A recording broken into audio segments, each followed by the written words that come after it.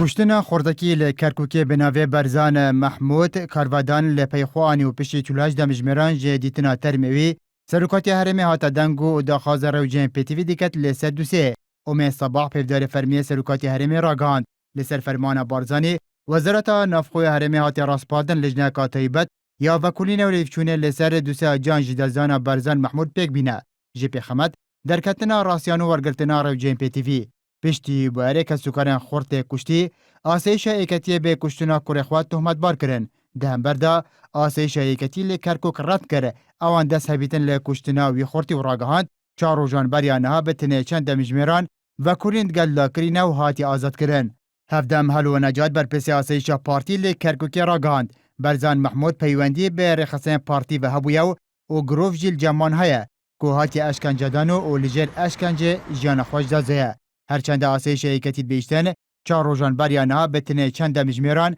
و کوریند گل برزان محمود هاتی کرن لی برپرسن آسایش پارتی لی کرکوکیت بیجن 8 روزان بریانها برزان محمود جالی آسایش ایکتی و به تهمت کشتنا کسکی هاتی رواندن ده دمکی دا او تهمت دورنج راستیه اف دوسه دمکی دا چند دوسیندن هف آوال هرما کروسن و کرکوکی بریانها رو دینه و هیانها وکو پی تیوی دوسیناتی نیکالی کرن و به سیاسیاتی نکرن. بنمونه او دوسیین کو سیاسینا و آلین تهمت بار پارتی و یکتینه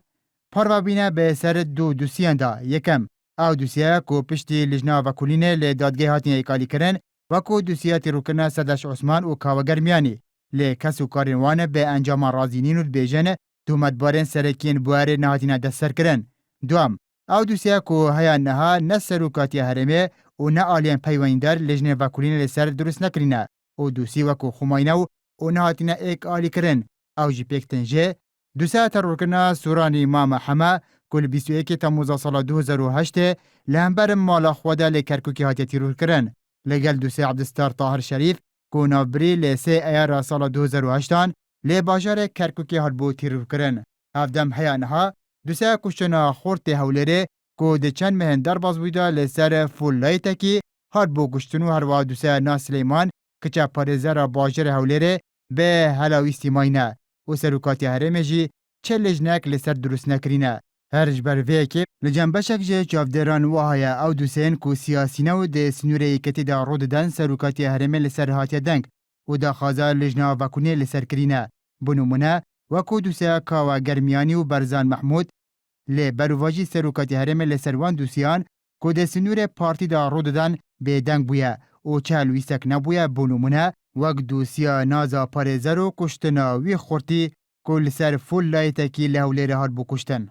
Di heman demda serokatî herêmê li ser wan dosiyan ku kumalatîne û dikevne sinûrê partî lijneyên vekulînê pêk tînîtin û bi awayekê lezgîn jî tuhmetbar tên destserkirin û pişra li dadgehê têne êkalîkirin. Bi numune dosiya kuştina Mîna Mihvan ku temenê sala ku 6 meh bûn li bajarê Duhokê hat bû kuştin û dosiya hat êkalîkirin û tuhmetbar jî hat sizedan.